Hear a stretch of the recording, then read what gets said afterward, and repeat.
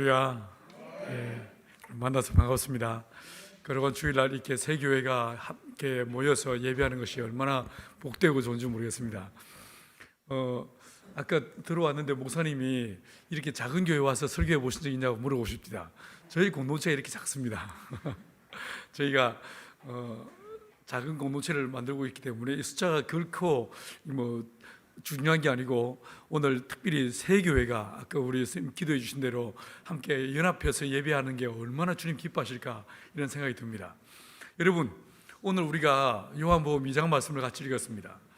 이 요한복음은요, 제가 볼 때 전체 내용이 어떤 내용이냐면, 구약에 남아있는 절기를 따라 이 전체 요한복음이 이렇게 구조를 짜고 있는 걸 보게 됩니다. 하나님께서 요한복음 1장에서요, 양을 한 마리 준비하세요. 보라, 세상 죄를 지고 가는 하나님의 어린 양, 이런 말씀 기억나시죠? 이게 요한복음 1장에서 예수님을 하나님의 어린 양이라고 말씀하신 다음에 그 다음 2장에 와서 보시면요, 유월절 얘기가 등장합니다. 오늘 이 본문에서 유월절이 이 배경이 되는 걸 보게 됩니다. 유월절이었습니다. 유월절이 어떤 절기였습니까? 이스라엘 민족은, 모든 남자들은 최소한 1년에 3번 하나님의 성전에 가서 주님을 뵈야 됩니다. 그 중에 제일 중요한 절기가 무엇이었습니까? 이 유월절이었습니다. 여러분이 기억하시는 대로 이스라엘 민족이 애굽에서 노예로, 종으로 살았었습니다. 이 노예로 살던 이스라엘 민족을 구해내시고 해방시키신 거룩한 은혜의 절기가 이게 바로 유월절이었어요. 얼마나 뜻깊은 날이 유월절인지 모릅니다. 이 유월절 날 모든 이스라엘 민족은 하나님 앞에 나옵니다. 나오는데 이 이스라엘 민족의 남자들이요, 하나님 앞에 나올 때 반드시 2가지를 챙기고 오게 됐습니다. 첫 번째 무엇이었겠습니까? 양입니다. 양입니다. 이스라엘 민족이 지난 1년 동안 지은 죄, 자기의 죄, 그 죄와 자기 가족들의 죄를 위해서 하나님 앞에 속죄의 제물로 드리기 위해서 양을 한 마리 준비해 옵니다. 1년 된 양 혹은 염소 중에서, 출애굽기 12장 5절 말씀대로 양과 염소 중에서 1년 된 수컷을 구해서 데려옵니다. 자, 여러분 한번 상상을 해보십시다. 여러분은 지금 교회에 올 때 어떻게 오셨습니까? 대개는 차를 타고 오죠. 근데 그 당시 차가 없습니다. 가령 갈릴리에서요, 걸어서 온다면 대략 6일 길이었습니다. 6길을 걸어옵니다. 혹은요, 그 당시에는 디아스포라라고 해서 이 가나안 땅에 살지 않고 그 근교에 다르게 흩어진 사람들도 살았습니다. 가령 우리나라로 한다면 중국에 혹은 일본에 흩어져 살고 있던 사람도 있었습니다. 이 디아스포라들도 6월절이 되면 반드시요, 하나님의 성전으로 나와야 했었습니다.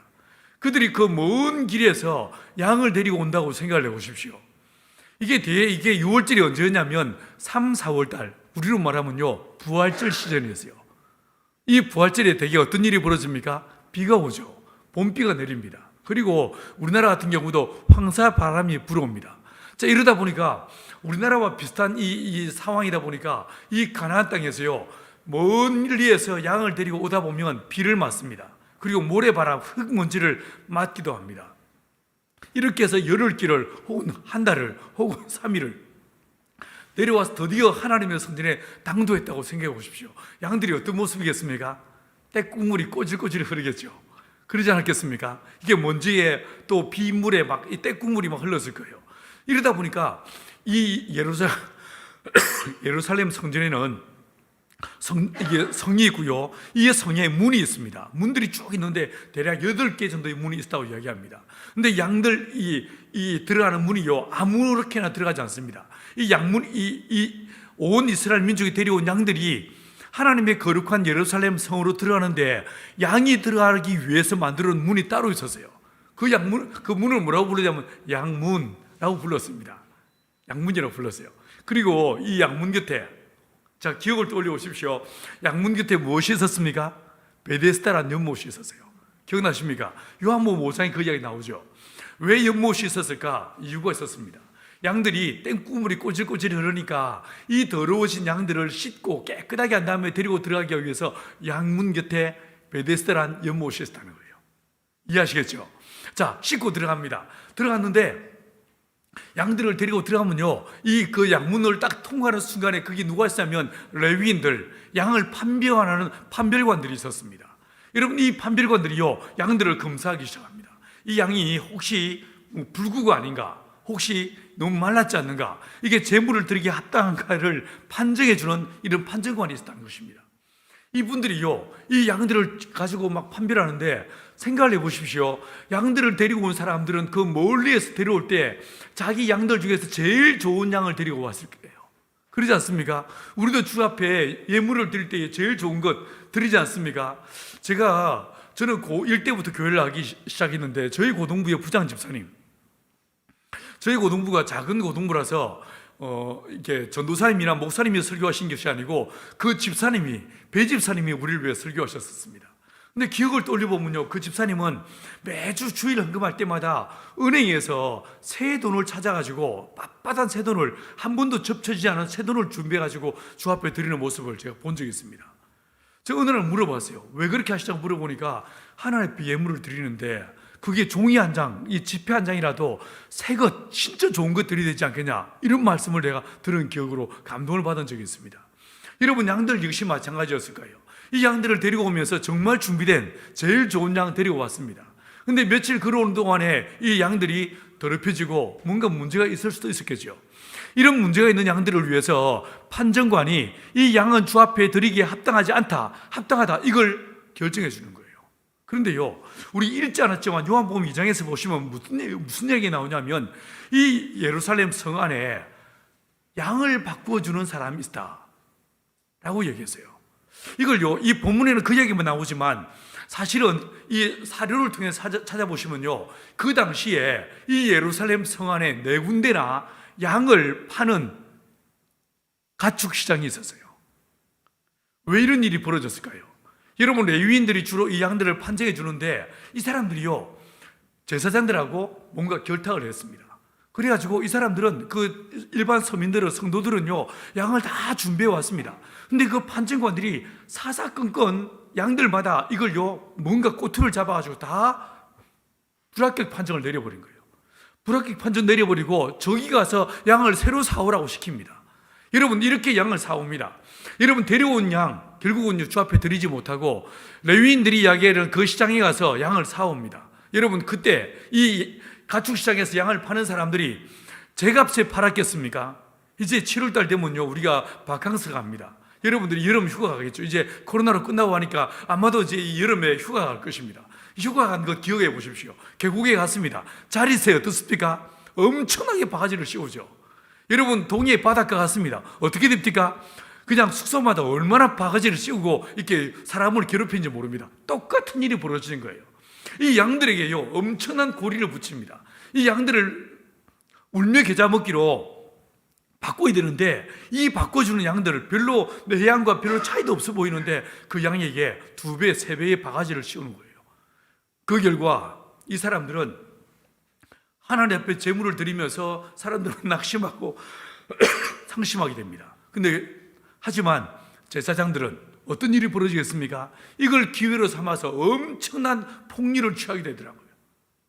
여러분, 그뿐만 아니었습니다. 이스라엘 민족이요, 하나님 앞에 나올 때에 모든 남자들은요, 2번째로 드리는 것이 있습니다. 이게 무엇이었습니까?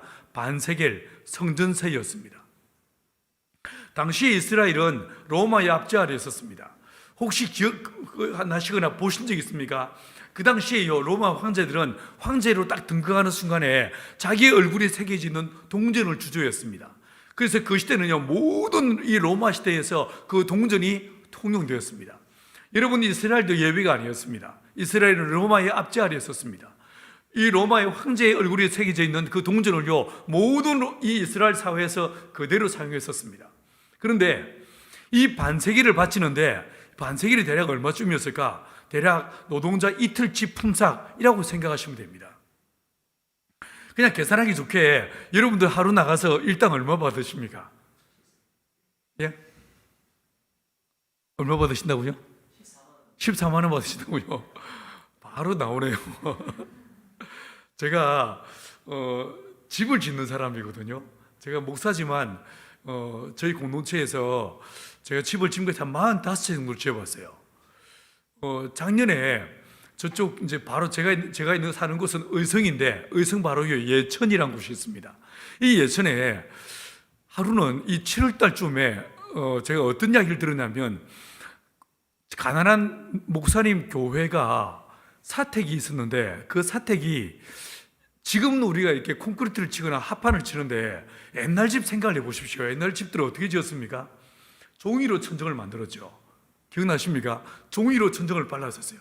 근데 이게 여름에 계속 비가 오면서 이 천정 종이가 물을 머금은 거예요. 어느 날 사모님하고 목사님이 사택에 주무시다가 이 천정에 쏟아져 버렸습니다. 천정에 쏟아졌는데 그 위에 살던 뱀이, 능구렁이가 같이 쏟아지면서 사모님 가슴에 떨어진 거예요. 얼마나 놀랐을까, 그 뱀이 얼마나 놀랐겠어요. 여러분, 이 뱀이 놀랐는데 뱀이 자다가 툭 떨어졌는데 사모님 가슴에 떨어졌고, 사모님 뭐가 떨어지니까 놀라서 붙잡았습니다. 잡아보니까 뭐예요? 물구덩. 이 뱀도 놀랐지만 사모님도 든든히 놀라지 않았겠습니까? 이 이야기를 듣고 너무 기겁을 해가지고 내가 가서 한번 찾아봤습니다. 찾아가서 보니까 그 집이 진짜 낡았습니다. 집을 내짤 때 보니까 1950년 1월달에 지은 집입니다. 이제 돈을 모금해가지고 그 집을 지어드렸어요. 집을 짓는데 이제 그 동네에 건축업자 한 분 계셨어요. 목사가 집을 짓다는 이야기를 듣고 이분이 가끔 와서 구경을 했습니다. 뭔 목사가 집을 지어? 이렇게 처음에는 핀잔하듯이 약간 놀리듯이 이렇게 얘기했는데 나중에 막 제가 집을 짓는 모습 보더니만 이분이 깜짝 놀라시면서 뭐라고 하는지 아십니까? 목사님, 우리 집 지을 때 혹시 사람 손이 부족하면 연락드리면 좀 와서 도와주십시오. 일당 두둑히 쳐드리겠습니다. 여러분, 그분이 내한테 말한 일당이 얼마인지 아세요? 27만 원. 좀 세죠? 최 목사님 14만 원 그랬는데 근데 이거 계산하기 좋고요. 그냥 10만 원 계산해 보십시다. 여러분, 반세겔 얼마냐면 노동자 이틀치의 품삯이었어요. 그러면 20만 원 되겠죠.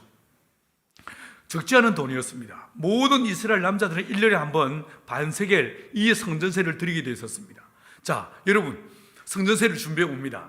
그 사람들이 동전을 반세겔이라고 했으니까 동전을 드리겠죠. 어떤 동전을 준비했겠습니까? 로마의 그 당시에 통용되던 그 로마의 동전을 가지고 왔을 것입니다. 그런데 평소에는 그 동전을 성전에서도 다 썼습니다. 그런데요, 이 6월절 날 반세겔 받는 이때는요, 이 제사장과 그리고 산헤드린 공의회 의원들이요, 반세겔 이거 로마의 동전 안 돼 라고 비토를 내놓아 버립니다. 그리고 하나님의 성전에서 따로 만든 동전을 주조해가지고 그걸 바꾸오라는 거예요. 여러분, 바꾸는데요, 이 바꾸는 환전에는 환치게 해주는데 환전하는 비용을 얼마 받았냐면 50%를 붙였습니다. 여러분, 20만 원이라면 얼마라는 거예요? 30만 원이라는 거예요. 여러분, 예배드리기 위해서 왔는데 하나님의 거룩한 구원, 하나님의 은혜를 기억하고 주님을 경배하고 주님의 은혜에 감사하는 예배를 드리기 위해서 오는데 누가 이 예배를 망치고 있습니까? 종교 지도자들이, 산헤드린 공의회, 다시 말해서 정치 지도자들이, 권력 있다고 하는 사람들이요, 서로 결탁해가지고 철저하게 이 하나님의 유월절, 하나님의 거룩한 은혜의 절기를 돈 벌기 위해서 혈안이 되어 있는, 이것이 바로 그 당시의 모습이더라는 거예요. 여러분이 예수님이라고 생각해 보십시오. 어떤 마음이 드시겠습니까? 여러분이 예수님이라고 생각하고 여러분이 예수님이 되셔서 그 하나님의 성전, 온 제사장들과 레위인들과 산헤드린 공의회, 지금 말하면 국회의원들, 정치 지도자들이 돈을 벌기 위해서 혈안이 돼가지고 수단과 방법을 가지고 가리지 않고 백성을 속이고 있는 이 처참한 현장에 섰다고 생각해 보십시오. 어떤 마음이 드시겠습니까? 오늘 이 본문에서 보시면 주님께서 노끈으로 채찍을 만드사 그 상을, 그 양과 염소를요 쫓아내셨다, 상을 엎었다라고 말하고 있죠. 저라도 아마 그랬을 것 같아요. 이런 17, 18, 19 이러면서 확 그냥 이런 CBS가 있나 이러면서 확 뒤엎었을 것 같아요. 그러지 않겠습니까? 그런데 그런 다음에 주님께서 오늘 본문 우리 읽은 19절에서요 주님 뭐라고 하십니까? 이 성전을 헐라라고 말씀하세요. 여러분, 이 말씀을요, 자 보십시오. 하나님의 성전이 지어지고 있습니다. 하나님의 성전이 아직 다 완성된 게 아니에요. 이 성전은요 지어진 지 46년 됐다고 했습니다. 짓기 시작한 지, 공사한 지 46년 됐다고 이 본문에서 말했죠. 언제 완공된지 아십니까? 앞으로 20년 후에 완공됩니다. 20년 후에. 이게요, 그리고 그 20년 후에 어떻게 되냐, 완공되고 난 다음에 불과 몇 년 지나지 않아서 AD 70년에 이 성전은 무너지고 맙니다. 돌 위에 돌 하나 남지 않고 완벽하게 무너지고 맙니다. 그런데 주님께서 지어지고 있는 그 성전 앞에서 뭐라고 하십니까? 이 성전을 헐라라고 말씀했어요. 여러분, 이 성전을 헐라, 이 말씀을 그대로 읽으면 우리 예수님은 어떻게 보이십니까? 혁명가로 보이지 않으세요? 그런데요, 이 본문을 헬라어로 읽어보시면요, 이게요, 단어가 다릅니다. 성전이라고 할 때 이 본문 13절에서 14절에서 계속해서 성전이라는 단어가 등장하죠. 14절에서 성전 안에서, 15절에서 다 성전에서 라고 할 때 이 성전은요, 히에론이라는 단어를 쓰고 있어요. 이 히에론은요, 성전을 가리킵니다. 근데 성전만 가리키지 않고 성전과 더불어서 거기는 뜰, 회랑, 심지어 이 성전이 놓여져 있는 시온산까지 포함한 넓은 의미에서의 성전을 이야기할 때 히에론이라는 단어를 쓰고 있습니다. 여러분, 사람들은 뭘 더럽혔습니까? 히에론을 더럽혔어요. 그런데요, 오늘 본문 19절에서 예수님께서 대답하여 이르시되 너희가 이 성전을 헐라 라고 할 때 이 성전은 히에론이라는 단어를 쓰지 않으십니다. 나오스라는 단어를 쓰고 있어요. 이 나오스는 어떤 의미인가? 이 나오스라는 단어는요, 성전 그 자체를 가리키는 거예요. 자, 여러분, 우리도 교회가 있으면 이 교회도요, 성전 뒤에, 저 예배당 뒤에 카페가 있지 않습니까? 근데 사실 이 교회는 저 공간까지 포함한 것이 우리는 교회라고 말할 것입니다. 성전도 마찬가지였습니다. 성전 건물만 있지 않고 회랑이 있습니다. 그리고 뜰도 있습니다. 여러분, 그런데 히에론이라는 단어는 이 모든 광의의 의미, 넓은 의미에서의 성전을 가리킬 때 히에론을 말했어요. 사람들은요, 히에론을 더럽히고 있는 거예요. 근데 주님 뭐라고 하십니까? 성전 그 자체만 가리키는 나오스라는 단어를 쓰시면서 이 성전을 헐라라고 말씀하십니다. 나오스를 헐라라고 말씀하신 거예요. 여러분, 사람들은 뭘 더럽혔습니까? 히에론을 더럽혔어요.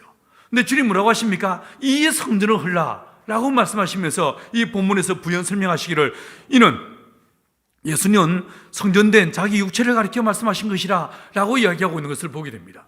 여러분, 사람들은 뭘 더럽혔습니까? 성전을 더럽혔습니다. 근데 주님 뭐라고 하십니까? 사람들이 더럽힌 저 성전이 아니라 내 몸을 헐라, 성전된 당신의 몸을 가리키면서 내 몸을 헐라 라고 말씀하세요.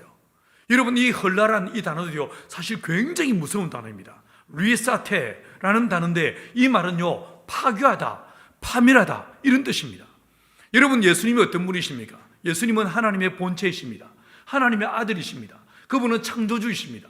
근데 창조주이신 하나님께서 당신의 몸을, 우리의 모든 만물과 피조물들의 주인이신 우리 예수님께서 그 몸을 사람들에게 뭐라고 하십니까? 그 몸을 피조물에게 내어주시면서 내 몸을 헐라 라고 말씀하고 계십니다. 여러분, 이 몸을 십자가에 매달라, 이 몸을 못 박으라 라고 허락하시는 말씀이 이 리사테라는 단어인 것입니다. 사랑하는 여러분, 다시 한번 정리해 보십시다. 누가 죄를 지었습니까? 종교 지도자들이 죄를 지었습니다. 사람들이 죄를 지었습니다. 근데 주님 뭐라고 하십니까? 사람들이 더럽힌 저 성전이 아니라 내 몸을 헐라 라고 말씀하고 계신 것을 보게 됩니다. 사랑하는 여러분, 주님께서는 범죄한 저와 여러분을 두들겨 패시고 우리를 야단치시는 분이 아니라 우리가 죄를 지었지만 내 죄를 위해서 당신의 몸을 십자가에 못 박아 피 흘려 죽으시는 분이 우리 주 예수님이시더란 거예요. 여러분, 성경 여기서만 이렇게 말하고 있습니까? 자, 여러분, 우리가 성경을 통해서 보시면요, 노아는 당대의 의인이었다, 완전한 자였다 라고 말하고 있습니다. 어디서 그렇게 말하고 있습니까? 창세기 6장 9절에서 노아를 향해서 말씀하시기를, 노아는 하나님과 동행하는 자였다, 노아는 당대의 의인이었다, 완전한 자였다 라고 이야기하고 있습니다. 여러분, 노아가 진짜 완전한 자였습니까? 여러분 어떻게 생각하십니까? 노아가 정말 완전한 의인이었고 완전한 자였습니까? 여러분 어떻게 생각하십니까? 여러분, 노아 당시의 사람들의 모습에 대해서 예수님께서 누가복음 17장 27절에서요, 네 단어를 가지고 설명해 주십니다. 이 노아 때 사람들이 뭐 했다고 했습니까? 먹고 마시고 장가가고 시집갔다. 네 단어로 설명해 주셨습니다. 이 노아 때 사람들이 먹었다는 거예요. 육신의 탐욕에 사로잡혀 있었다는 말씀이겠죠. 여러분, 그리고 마셨다라고 했습니다. 뭘 마셨을까요? 아메리카노? 아니면 주스 마셨을까요? 뭘 마셨을까요? 노아 때의 사람들이 뭘 마셨다는 말이겠습니까? 술을 마시죠. 술을 마시고 고주망태가 됩니다. 그 뒤에 장가가고 시집갔다라고 했는데, 이 장가 시집은요, 단순한 우리가 경험하는 이런 식의 결혼을 말하는 것이 아닙니다. 무엇이겠습니까? 이 요한복음 창세기 6장의 말씀을 따라 다시 한번 해석해 본다면요, 사람들이 자기 마음대로요 사람을 취하더란 거예요. 음란을 따라서, 육신의 정욕을 따라서 자기 눈에 보기에 좋은 대로 아무나와 동침하고 그리고요 음란을 행했다, 이 이야기인 것입니다. 이 모습을 장가가고 시집갔다라는 말로 순화시켜서 말씀하고 있는 거예요. 여러분, 노아 때 사람들은요, 음란이 극에 달했습니다. 뿐만 아니라 그들은요, 육신의 탐욕을 따라 사는 자들이었습니다. 그리고 이어서 말하기를 그들은요, 술 취하는 자들이었어요. 술 마시는 자들이었어요. 그런데 노아는 어땠습니까? 노아는 진짜 술을 안 마시고 그는요, 온전한 자였습니까? 여러분, 창세기 9장에서 보시면요, 노아가 이 방주에서 나왔습니다. 걸어 나왔습니다. 걸어 나온 다음에 9장 20절에서 보시니까 노아가 농사를 짓기 시작했다라고 말했고요, 그리고 포도나무를 심었다라고 얘기했어요. 그리고 이어서 뭐라고 했냐면, 노아가 포도나무를 심고 난 다음에요, 노아가 그 포도주를 마시고 라고 얘기했어요. 우리말에 그 정관사가 나오지 않지만 히브리어 원문에서는요, 앞에 정관사가 나와 있습니다. 여러분, 노아가 포도주를 마시더란 거예요. 그런데 단순한 포도주가 아니고 그 포도주라고 얘기했습니다. 이게 무슨 말이겠습니까? 그가 늘 즐겨 마시던, 여러분도 즐겨 마시던 음료수가 있죠. 내가 술이라고는 말 안 했어요. 여러분 즐겨 마시는 이게 음료수가 있지 않습니까? 여러분, 노아는 그 포도주, 늘 즐겨 마시던 그 포도주를 마셨다는 거예요. 대충 마셨습니까? 반주 삼아 마셨습니까? 아닙니다. 9장에서 보시면요, 노아가 어떻게 합니까? 그 술 마시고 대취했습니다. 대취했습니다. 아주 고주망태가 되었어요. 그 정신을 잃어버릴 정도로 마십니다. 그리고 어떻게 합니까? 아리또리 까고 난리도 아닙니다. 너무 진하게는 상상하지 마세요. 그냥 오바이트를 하고 아리또리 까고 오줌 싸고 난리 법석을 뜹니다. 여러분, 이 모습 보고 아들들이 뒷걸음질 쳐서 들어가서 이 아버지의 부끄러운 것을 가렸다라고 얘기했어요. 그런데 이 아버지가 술이 깨고 난 다음에, 이 노아가 술 깨고 난 다음에 그 이튿날 어떻게 합니까? 어떻게 합니까? 그 아들 함을 향해서 악담 이루 말할 수 없는 악담을 쏟아놓고 있죠. 기억나십니까? 심지어 그 아들만이 아니고 손자 가나안까지 엄청난 저주와 이 악담을 쏟아놓고 있는 이 노아의 모습을 보게 됩니다. 이 노아의 모습을 창세기 9장에 나와 있는 노아를 보면요, 여러분은 누가 떠오르십니까? 저는 우리 아버지가 떠오릅니다. 저희 아버지 해병대 군인이셨는데, 이 어르신 저녁에 술만 드시면요, 이 동네가 떠나갈 듯이 고함을 지르면서 집에 들어오십니다. 정말 그날은요, 온 형제들이 바들바들 떨려 있었습니다. 저희 아버지 들어오시면 3형제, 저희 집안이 6남매였거든요. 제 위에 누나가 셋 있고 제가 장남, 밑에 남동생 둘 있었습니다. 3볼 3스트라이크, 볼 카운트 9 시키셨어요.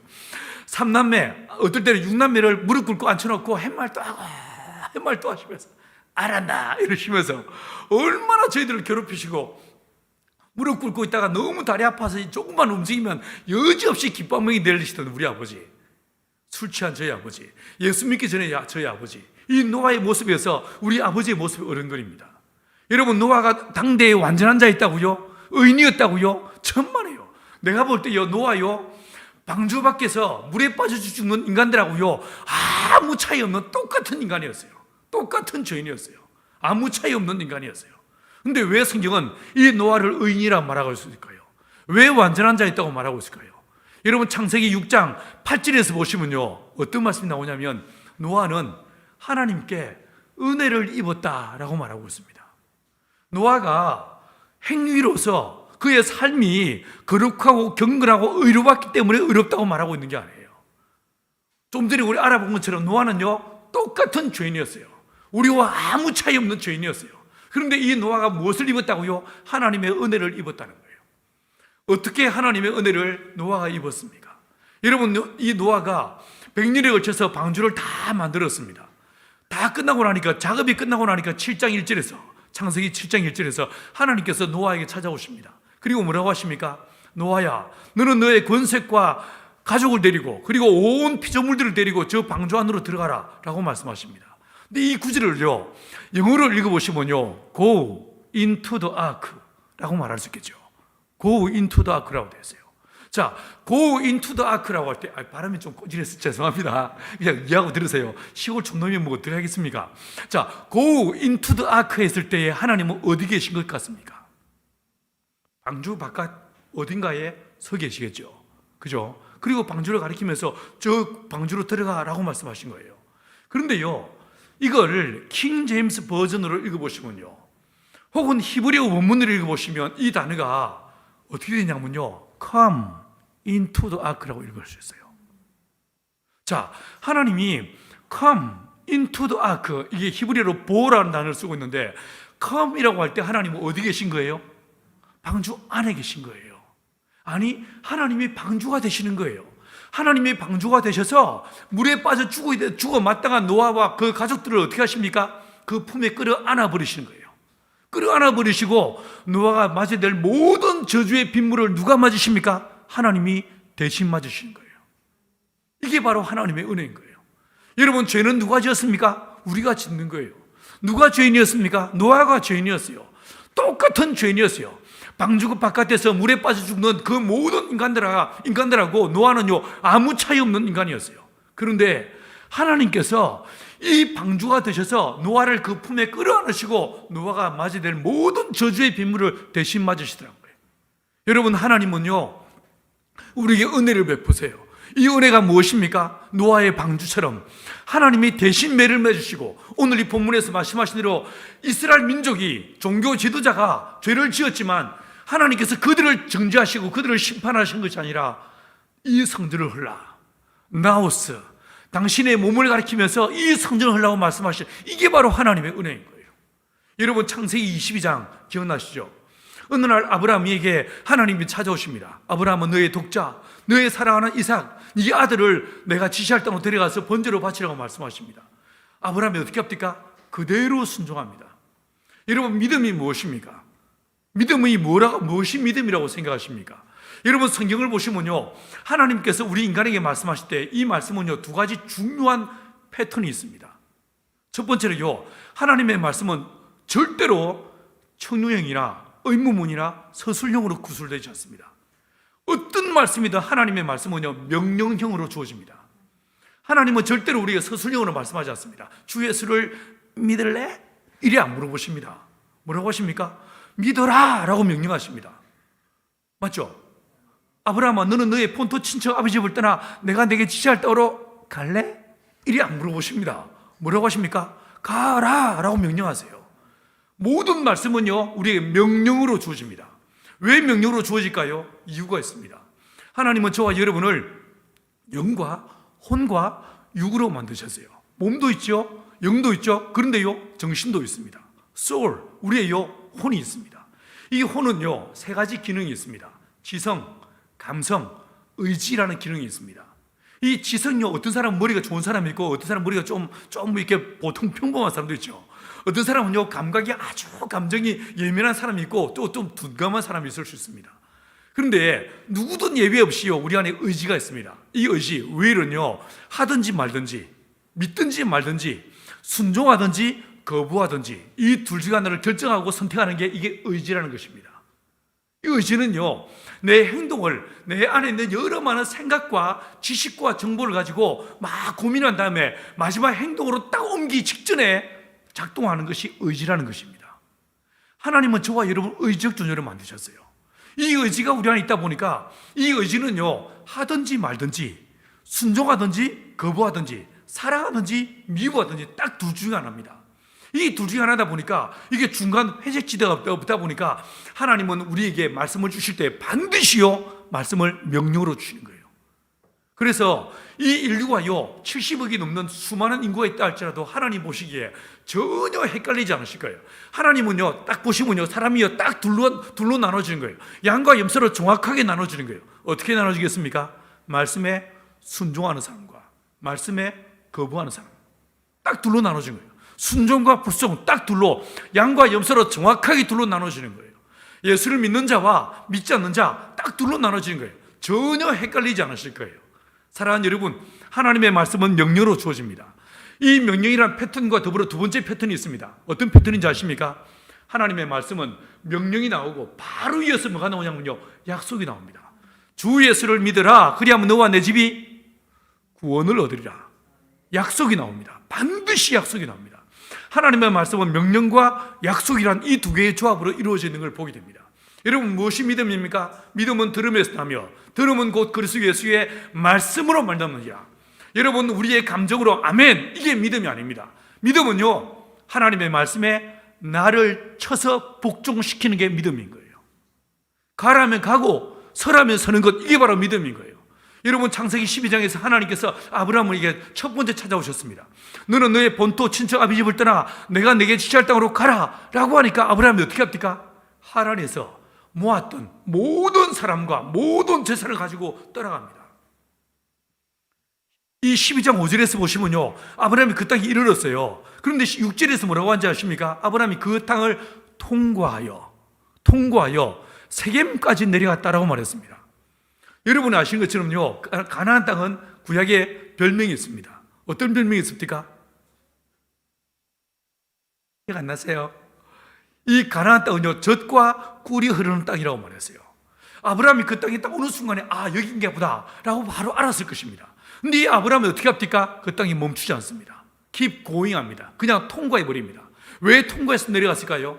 아브라함이 나이가 들어서 눈에 뵈는 게 없었습니까? 아닙니다. 여러분, 하나님께서 아브라함에게 가라고 말씀했지 서라는 스탑 사인을 안 주시는 거예요. 안 주시니까 이 아브라함은 어떻게 합니까? keep going 하는 거예요. 곧장 내려가는 거예요. 어디서 멈춥니까? 말씀이 임하니까 비로소 거기서 멈춥니다. 믿음은 가라면 가고 서라면 서는 게 믿음인 거예요. 여러분의 결정, 여러분의 선택, 여러분의 삶의 어떤 순간에도 하나님이 이 상황에서 내게 뭐라고 말씀하시는가? 하나님의 말씀에 귀를 기울이고 그 말씀을 따라 움직이는 저와 여러분 되기를 간절히 축원합니다. 사랑하는 여러분, 창세기 20년 다시 돌아오십시다. 아브라함에게 너는 너의 독자 이삭을 데리고 내가 지시할 땅으로 가서 거기서 제물로 바치라, 번제로 바치라고 말씀하십니다. 자, 7절에 보니까요, 이삭이 가다가 자기 아버지한테 묻습니다. 기억나시죠? 아버지, 번제 쓸 나무와 불은 있는데 번제 쓸 어린 양은 어디 있습니까? 라고 묻습니다. 8절에서 아브라함이 이삭 그 아들에게 뭐라고 대답합니까? 번제 쓸 어린 양은 하나님이 자신을 위하여 준비하실 것이다 라고 되어 있어요. 이게 자신을 위하여 준비하실 것이다 라고 우리말로 번역되어 있는데, 그게요, 이 단어, 이 문장을요, 히브리어 원문에서 보시면 위하여라는 말이 없습니다. 그래서 이 말을 지극해서 읽으면 어떤 뜻이냐면요, 번제 쓸 어린 양은 하나님이 자기를 준비하실 것이다 라는 말이에요. 자기를 준비하신다는 거예요. 여러분, 그래서 이 아브라함을 위해서, 이 아브라함의 후손들을 위해서 하나님이 누구를 준비하시겠다고요? 자기를 준비하신다고요. 그 자기가 누구였습니까? 어린 양 대신 예수님이신 거예요. 보라, 세상죄를 지고 하는 하나님의 어린 양, 그 양을 주님께서 이 땅에 보내시고, 우리 예수님께서 하나님의 아들이심에도 불구하고 어린 양으로 이 땅에 오시고 저와 여러분의 모든 죄와 허물을 대신 짊어지고 우리의 저주를 대신 짊어지고 주님이 십자가에 못 박아 피 흘려 죽으시는 거예요. 그래서 이 본문에서 이 성전을 올라, 이 말씀은 사람이 지어놓은, 짓고 있는 저 건물을 가리키는 것이 아니고 당신의 몸을 가리키면서 이 성전을 올라라고 말씀하시는 거예요. 사랑하는 여러분, 저는요, 지금은 의성에서 올라왔지만 전에는요, 어디 있었냐면, 저도 여러분들 비슷하게 서울에 있었습니다.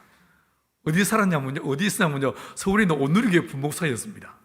온누리교회 부목사로 있었는데, 거기는 제가 있어 보니까 거기는요, 일할 인간들이 쎄 벌렸습니다.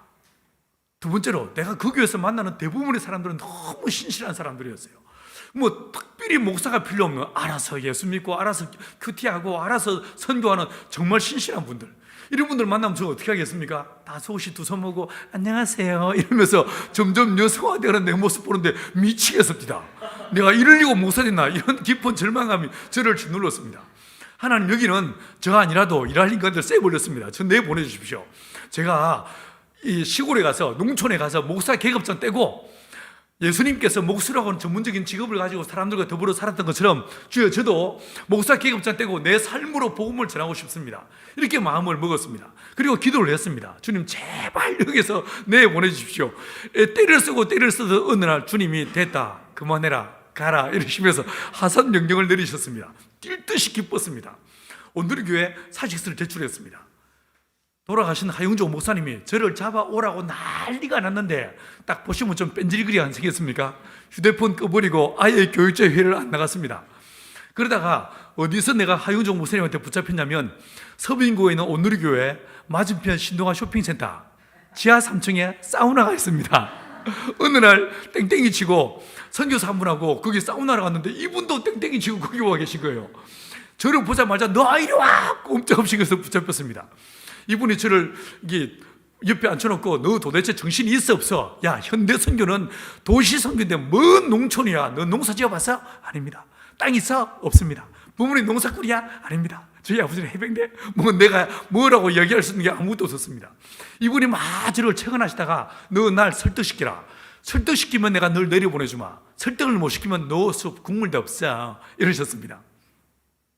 고개를 들고 씩 웃으면서 목사님, 제가 목사님을 설득시키면 따라 내려가시겠습니까?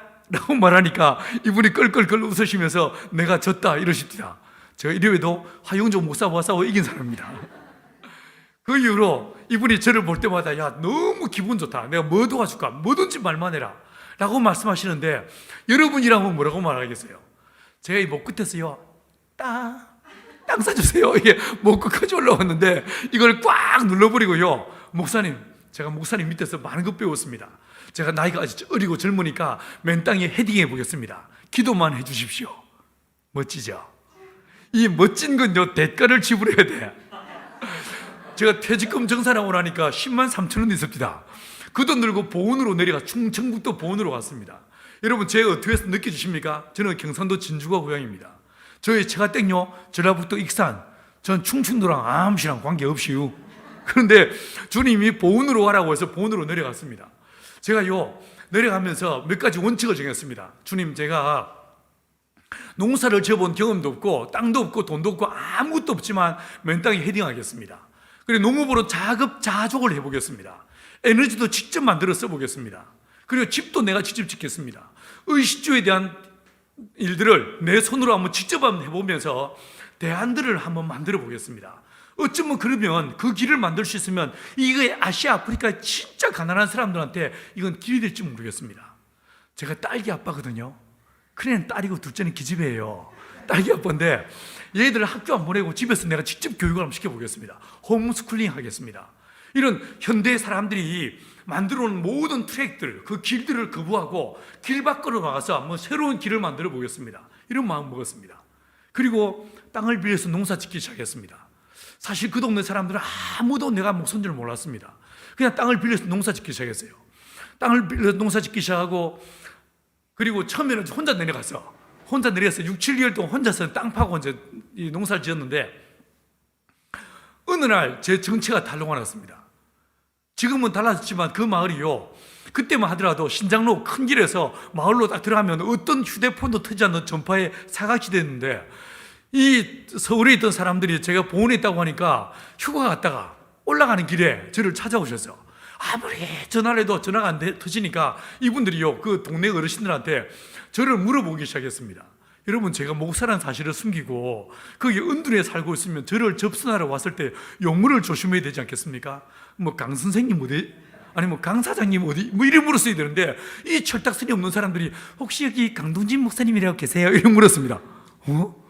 그 양반이 목사요? 이러면서 제 정체가 달려가 났습니다. 우리 동네에 보안관 할머니가 한 분 계셨습니다. 이분이 온 동네를 뛰어다니면서 비가 내리면요, 비 오는 날마다 쉬지 않고 온 동네를 걸어다니면서 장독뚝 닫아, 비 오는데 시방 뭐야, 이렇게 큰 소리 치고 다니는 할머니 한 분 계신데, 어느 날 이분이 제가 빌려서 농사 짓던 그 언덕 너머 밭에 찾아오셔서 밭둑에 앉으시더니만, 강씨, 예? 목사라며? 교회는 끊었어? 왜 여기 와서 이 지랄이야? 제가 졸지에 교회 끊은 목사로 그 동네에 소개가 됐었습니다. 여러분, 그 여름 방학 지나고 저한테 서울에서 말씀 배우던 형제들이 저를 따라 내려왔습니다. 한 명 이제 제가 그때 34살에 그 일을 시작했는데 30대 초반의 젊은 사람들이 진짜 아무것도 없는 그 골짜기에 들어와서 농사를 짓고 공무치를 하기 시작했습니다. 저희는 비전이 있었습니다. 꿈도 있었습니다. 그리고 헌신했습니다.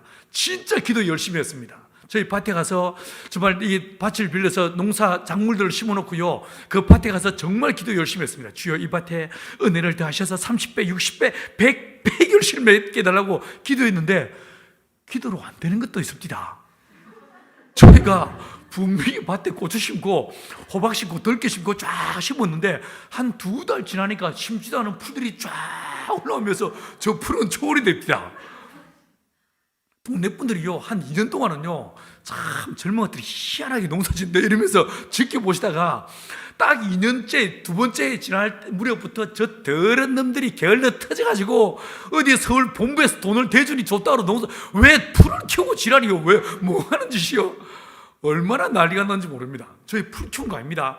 저희 나름대로 최선을 다했습니다. 호미 들고 앉아가지고 풀을 막 쫓아대다가 이게요, 뿌리가 깊이 이렇게 활착이 되고 나면요, 뿌리를요, 이게 호미를 쫓아도 안 됩니다. 그럼 어떻게 하겠습니까? 호미 집어 던져버리고 두 손으로 풀을 쥐어 뜯습니다. 마치 미친년 머리끄댕이 쥐어 뜯듯이 여기 앉아서 저 끝까지 쥐어 뜯고 가면요, 점심 먹을 때가 돼요. 점심 라면하고 끼리 먹고 저기서 이까지 오면요, 저녁 먹을 때가 됩니다. 저녁 먹으러 집에 들어가면 손이 딱 곱아가지고 이게 펴지도 않고 오므라지도 않고 이게 부들부들 떨리면서 젓가락질을 제대로 할 수가 없어요. 더 기가 막힌 거는 드디어 한 달 만에 풀을 다 맸는데 돌아보니까 저 밑에 또 풀 나기 시작했습니다. 풀 말도 하지 마이소. 저희들 정말 뼈 빠지게 기도하면서 정말 기도하면서 농사 지었는데 이게 요 첫해 남자 3명에서 정말 뼈 빠지게 농사 짓는데 얼마 버는지 아면요, 150만 원. 1인당 150만 원도 아니고 월 150만 원도 아니고 1년 총 매출이 150만 원. 차 떼고 포 떼고 나니까 아무것도 남는 게 없습니다. 여러분, 저희가 그러면서도 야, 집은 진짜 젊은 남자들이 부인과 너무 오래 떨어져 있으면 이게 음란한 영이 틈탈 수 있으니까 집을 짓자. 어떻게 할까 고민하다가 서울 지역에 아파트 모델하우스 있죠. 그 모델하우스 분양 끝나고 나면 철거합니다. 철거할 때 나오는 폐목들을 사다가 일일이 못을 뽑고 그 나무로 집을 지었습니다. 집을 짓는데 동네 분들이 지나가다 들리십니다. 이게 뭐요? 예, 저들 집 짓습니다. 축사 아니요? 왜 동네를 뭐 이런 학구망다리고 왜 이런 이상한 썩쭈란 나무로 왜 동네를 더럽히고 지랄이요? 아닙니다. 이거 끝나고 나면 엄청 이뻐집니다. 딱 보면 알겠구만. 상상을 해보십시오. 합판 같은 경우에 페인트가 벗겨지고 녹슨 흔적이 있는 이상한 뒤틀린 나무로 집을 짓기 시작하니까 온 동네 분들이요, 막 욕을 하고 난리가 났었습니다. 어느 날 한 분은요, 저를 잡고 옆으로 질질 끌고 가더니만 이분이 살짝 뭐라고 하냐면, 돈이 그렇게도 없어? 저희가 그 집 짓는 동안에 진짜 아무것도 없는 따라지는 걸 이분들이 알게 되셨어요. 여러분, 가난이 참 힘든 일이죠. 불필요한 일이에요. 그런데 이게요, 친구를 만들어 줍니다. 온 동네 분들이 저희들을요, 측은히 여기기 시작해. 불쌍히 여기기 시작해. 그리고 와서요, 이 집 짓는 일 도와주시고, 할머니들은 라면도 끓여주시고, 또 부침개도 부쳐오시고, 이리 와 이거 먹고 야 이러면서 큰 소리 치시고, 너 마누라는 뭐요? 이러면서 이제 그 집이 같이 지어졌어요. 집이 다 지고 나니까 온 동네 분들이 웜에 되네 이러시면서 자기 일처럼 기뻐하셨습니다. 저도 진짜 기뻤습니다. 오 주여, 내가 이 집을 지었단 말입니까? 여러분, 사실요, 요즘 내가 그 집을 보면요, 확 불사질러 버리고 새로 짓고 싶은 마음이 볼 때마다 눈에 천불이 납니다. 왜 설계를 졌다고 그랬을까? 이런 마음이 듭니다. 그런데 그때만 해도 진짜 감동스러웠어요. 그 집 1층 거실에서 함께 모여 예배드리는데 저희는 정말 예수님처럼 하고 싶어가지고 십자가도 달지 않았습니다. 교회 팻말도 없이 우리끼리 모여서 예배드렸습니다. 저는 하나님, 나는 이 동네 머슴입니다. 어디선가 누군가에 무슨 일이 생기면 어디든 달려가서 그들을 돕고 섬겼습니다. 하나님, 나는 이 동네 머슴입니다. 상머슴입니다. 이런 마음으로 전도는요 안 합니다. 전도 안 합니다. 나는요, 내가 보니까 여러분은 20대를 어떻게 보내셨는지 모르겠지만 나는 20대 대부분을요, 지리산 골짜기에서 교회 개척하고 전도하는 내 인생을 들였었어요. 근데 우리 예수님, 그분은 어떠십니까? 그분은 30살 될 때까지 한 번도 전도한 적이 없었습니다. 여러분들처럼. 그러다가 딱 30살에 장기도 아니고 3년, 딱 3년 단기로 치고 빠집니다. 그러지 않았어요? 내가 이 모습 보면서 주님, 30년은 아니더라도 최소한 몇 년 동안은 말로 전도하지 않겠습니다. 이 마을의 머슴으로 살겠습니다 라고 했는데, 어느 날 우리끼리 막 이렇게 주일 예배를 드리고 있는데 저 뒤에 문이 빼꼼히 열리면서 나도 와도 디야? 이러면서 누가 오셨습니다. 보니까 그 보안관 할머니예요. 아이고 할매 어서 오소라고 불러드렸습니다. 그 이후로 이 보안관 할매가요, 동네 분들을 한 분 한 분 모시고 오기 시작하는 거예요.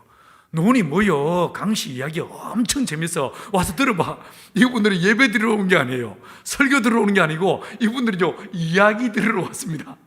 와서 이제 앉아서 이야기를 들으시는데 한 분은 내가 바디웨어 눈 뜨는 장면을 풀어가지고 신나게 설명하고 있는데 이 봉안 할머니가 가만있어 봐. 강 목사 봤어?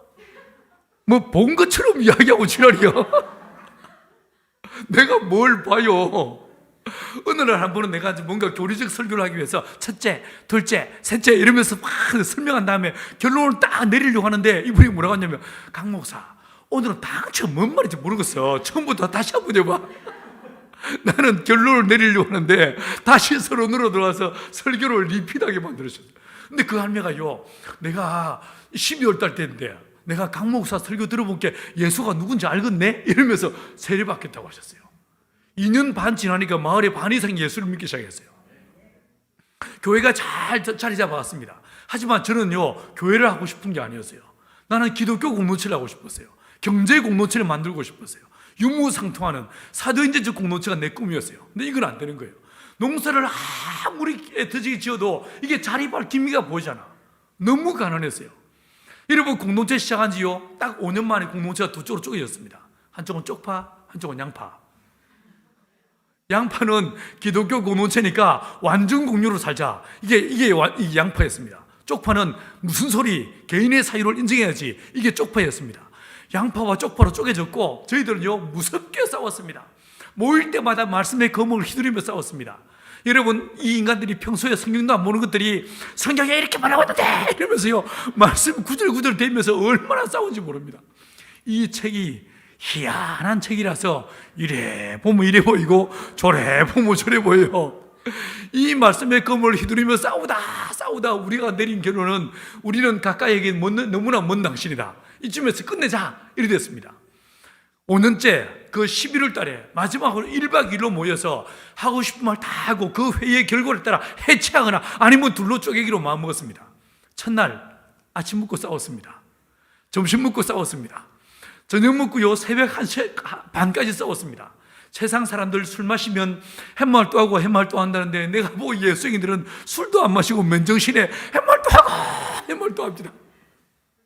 다음날 아침 먹고 또 싸웠습니다. 점심 먹고 또 싸웠습니다. 그날 저녁 먹을 때가 됐습니다. 그 둘째 날 저녁 먹을 때가 됐어요. 저희가 그렇게 싸우면서도 뭔 정신인지 하루 세끼 밥을 같이 먹었어. 그날 공동 식사가 6시인데 6시를 넘게도 밥을 안 주니까 저 옆에서 놀고 있던 애들이요, 6시 한 10분쯤 돼서 왔어. 문을 빼꼼 열고, 애들도 분위기를 아니까 왁하게 열지 못하고 반쯤 열고 떨리는 목소리로, 어머니 밥 언제 가 있어! 쫓아내고, 걔가 가고 한 10분쯤 지났을까, 둥글게 모여 앉아가지고 삿대질하며 싸우는데, 그 싸우던 자리에 성령이 임하셨어요. 놀렐루야. 우리는 붕이하다가 성령 받은 게 아니었어요. 우리는 특별 새벽기도 하다 성령 받은 게 아니고 싸우다 성령을 받았습니다. 그 싸우던 자리에 갑자기 주의 성령이 임하시면서 모두가 그 자리에 꼬꾸라졌어요. 여러분, 하나님의 임재를 우리가 갈망하죠. 주님의 임재를 우리가 노래합니다. 그런데 여러분, 주님의 임재를 진짜 경험해 보신 적 있습니까? 어떻습니까? 어떻게 될 것 같습니까? 그냥 막연히 기분이 좋아지고 우리 안에 평화와 기쁨이 넘치겠습니까? 천만에요. 저희가 경험한 것은 하나님의 임재가 딱 임하시는 순간에요, 엄청난 두려움이 우리를 짓눌렀어요. 저만이 아니에요. 우리 모두가 다. 두 번째, 내 안에 있는 모든 죄가 떠오르기 시작하는 거예요. 이 죄를 내가 회개하지 않으면 지금 당장이라도 벼락 맞아 죽을 것 같아요. 주여, 내가 죄인입니다. 주여, 내가 잘못했습니다. 하는데 보니까 나만 아니에요. 우리 모두가 다 그 전에 통회하며 자복하며, 그 시간이 6시 반에 시작되기 전에 기도가 시작됐는데, 나중에 정신을 차리고 눈을 떠보니 밤 12시 반이 넘었어요. 그 깊은 그 긴 시간 동안 하나님이 회개케 하셨어요. 그 회개의 시간 속에서 어떤 사람 방언이 터지고, 어떤 사람 환상을 보고, 어떤 사람 병고침이 일어났습니다. 여러분, 그 마지막 끝자락에요, 하나님이 한 사람을 통하여 말씀을 대언해 주셨어요. 말씀을 들려주셨어요. 3가지를 말씀하셨어요. 첫 번째로 하시는 말씀이 아주 세미한 음성으로, 주님 우리에게 뭐라고 하시냐면, 얘들아, 나는 너희의 참 좋은 하나님이다. 내가 너희를 불렀다. 내가 너희를 불렀다. 여러분은 여러분의 인생의 주인이 누구라고 생각하십니까? 여러분의 가정의 주인이 누구라고 생각하십니까? 이 교회의 주인은 누구십니까? 여러분, 저요, 이 공동체 하나님이 시작하셨죠. 말로는 그렇게 말하죠. 그런데 내 깊은 내 마음속에요, 이거 내가 시작했지, 이런 마음들이 있었어요. 근데 주님 하신 말씀이 내가 너희를 불렀다 라고 말씀하시는 거예요. 내 인생, 여러분의 가정, 이 교회, 이 민족, 이 시대와 역사의 주관자가 누구시라고요? 하나님이시란 거예요. 하나님이 우리를 부르셨다는 거예요. 그리고 이어서 두 번째로 하신 말씀이 I know you. 내가 너희를 안다라고 하셨어요. 그리고 내가 너희를 위로한다고 하셨어요. 이게 무슨 뜻이겠습니까? 저희가 지난 4, 5년 세월을 지나오면서 우리 안에 기도하지 않았겠습니까? 주여 이건 꼭 돼야 됩니다. 하나님이 이런 이루어 주십시오. 기도하지 않았겠어요? 그런데 아무 일도 일어나잖아. 기적은커녕 입에 풀칠을 못해. 아무 일도 일어나잖아. 기도의 응답이 도대체 주어지지 않아. 어떤 마음이 들겠습니까? 여러분도 기도하다가 응답되지 않는, 평소에 기도 안 해서 모르십니까? 기도했는데 아무 역사가 나타나지 않는. 제가 가끔 집회를 나가서 보면요, 결혼하신 지 5년 혹은 7년 혹은 10년 지났는데 자녀가 없는 자녀가 없는 자매들을 만나면 그 자매가 아무 말 하지 않더라도 그 깊은 절망감을 그냥 느껴져요. 이 자매들 어떻게 하겠습니까? 주님 기도했겠죠. 그대로 기다리겠을 거예요. 기다려도 애가 주어지지 않을 때 어떻게 합니까? 누군가의 그 어머니들의 손에 끌려가지고 병원에 가서 검사를 받아봅니다. 그래도 두 쪽 다 남자에서 다 문제가 없습니다. 그때 뭐 하겠습니까? 정말 작정하고 기도하죠.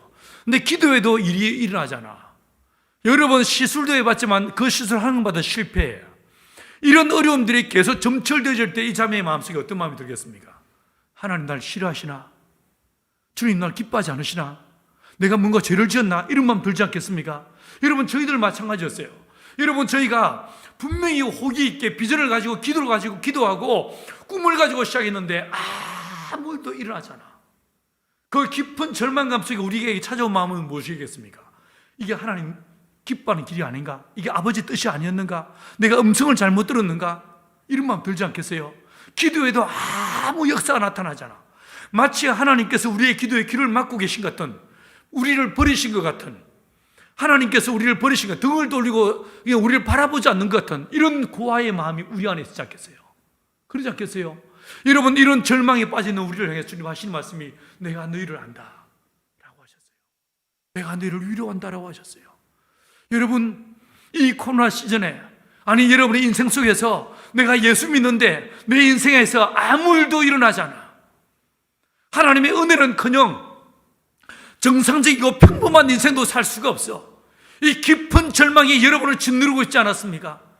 여러분이 밤에 잠 못 이루고 흘리던 그 눈물, 그 고통의 시간들, 이걸 누가 하신다고요? 하나님이 하신다는 거예요.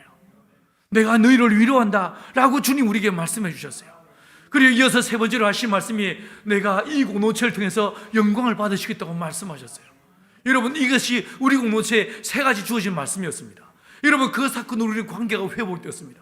마지막에 서로 부둥켜 안고 얼마나 울었는지 모릅니다. 내가 당신을 미워한 걸 용서해 주십시오. 서로 화해가 일어났습니다. 여러분, 이 사건으로 우리의 관계가 회복되어지고 예배가 회복되어졌습니다. 근데 그게 끝이 아니었어요. 그 이듬해 땅을 빌려 농사 짓기 시작하는데 저희는 지금도 우리 땅이 없습니다. 우리는 소작농들입니다. 농법이 달라진 것도 아니고 사람이 달라진 것도 아니고 땅이 달라진 것도 아니고 똑같은 컨디션이었어요. 그런데 그 이듬해 저희 밭에 고추를 심었는데 이 고추밭에서 고추가요, 기적이 나타나는 거예요. 고추 심어보셨어요? 한 나무에서 붉은 고추를 몇 개나 땁니까? 3, 40개 우리 동네 어르신들 딸 수 있습니다. 그런데 그 이듬해 저희 밭에서요, 한 나무에서 붉은 고추, 다 익은 고추를요 350개, 550개, 700개씩을 땄어요. 논에서 우리가 심은 작물들마다 말 그대로요 30배, 60배, 100배 결실이 나타납니다. 여러분, 주님은 살아계십니다. 지금도 살아 역사하신 분이 우리 주님이십니다. 여러분, 그게 끝이 아니었어요. 그 이듬해 우리 공동체 식구들하고 마을 주민들이 하나가 되었습니다. 우리 마을을 한번 바꿔보자 이렇게 마음을 먹었습니다. 농림부에서 1년에 한 번 녹색 농촌 체험마을 공모하는 것이 있습니다. 그게 어플라이였습니다. 우리 마을이 전국에서 1등, 상금을 2억 4천만 원을 받았습니다. 이게요, 돈 맛을 보이 눈에 뵈는 게 없습니다. 웜에 되네 싶습니다. 야, 이왕 이래 된 거 한번 우리 마을에 진짜 제대로 한번 바꿔보자 이렇게 마음 먹고요, 우리 마을의 주거 환경을, 우리 마을의 에너지 환경을, 우리 마을의 농업 환경을, 생태 환경을 8가지 파트로요, 누가 물어봤나? 8가지 파트로 80페이지 기한서를 짰습니다. 18억 예산서를 만들었습니다. 온 동네 분들한테 브리핑을 해드리고 이걸요 딱 계획서 80페이지 기한서 만든 걸요 행자부 장관께 보냈습니다. 이게 우일한 기회에 장관 손에 들어갔고, 저희 마을에요, 저희는 18억 예산서를 짜서 올렸는데 우리 마을에 무려 24억의 돈이 들어왔어요. 다시 2년 후에는요, 산림청에서 산촌 생태마을로 선정된 데서 18억이 또 들어왔습니다. 무려 40억이 넘는 돈이 이 마을에 들어오면서 길을 새로 만들고 담장을 개량하고 부엌을 개량하고 지붕을 개량하고 마을 전부가 달라지게 되었어요. 여러분, 우리는 실패한 공동체였어요. 싸우던 못난이들이었어요. 그러나 우리 하나님, 우리를 더럽다 멀리하지 않으시고 약하다 꺾어버리지 않으시고 하나님의 성령을 보내셔서 우리를 하나 되게 하시고 우리 공동체의 예배가 회복되어지게 하시고, 더 나아가서 우리 공동체만이 아니라 우리가 살고 있는 마을 전부를 하나님 바꾸어 놓으십니다. 여러분, 그게 끝이 아니었어요. 하나님께서 우리 공동체 농업의 지혜와 농업의 지식을 더하셔서, 내가 오후에 또 보여드리겠지만 저희가 시작한 양계가 있습니다. 이 양계가요, 지금은요 전 세계 65개 나라 수만 개의 양계장이 지어져서 아시아, 아프리카의 가난한 사람들을 자립시키는 하나님의 은혜의 도구가 되었습니다. 여러분, 죄는 내가 지었어요. 범죄는 우리가 했습니다. 우리가 싸웠어요. 우리가 못난 이들이었어요.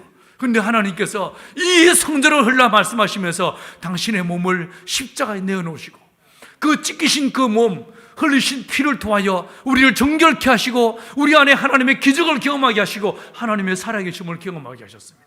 오늘 이 자리에 모인 하나님의 백성들 여러분 한 사람 한 사람 모두의 심령 위에, 여러분의 자녀들과 여러분의 가정 위에 하나님의 이 놀라운 은혜가 임하시게 되길 간절히 축원합니다. 그래서 나를 위해 흘리신 예수의 십자가의 피로 다시 믿음으로 일어서서 하나님의 이름만 높여드리고 주님만을 영화롭게 하는 하나님의 사람들로서는 저와 여러분 되길 간절히 축원합니다. 기도하시겠습니다.